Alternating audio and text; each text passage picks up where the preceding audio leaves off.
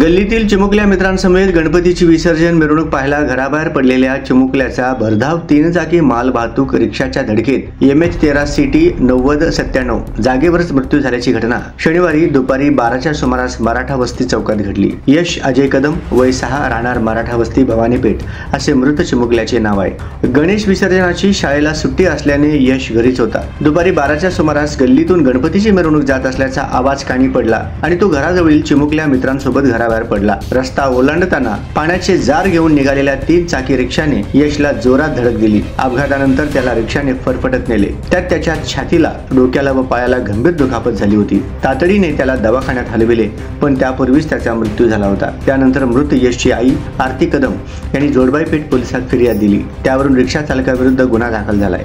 फिर्यादी आरती कदम या गृहिणी असून त्यांचे पती अजय कदम हे हॉटेल कामगार आहेत। त्यांना यश हा एकुलता एक होता। अपघातात त्याचा मृत्यू झाल्याची वार्ता समजताच आईने हंबरडा फोडला। या प्रकरणी पोलिसांनी रिक्षा चालक दिलीप राजाराम बाबर वय 52 राहणार होमकर नगर भवानीपेठ याला अटक केली आहे।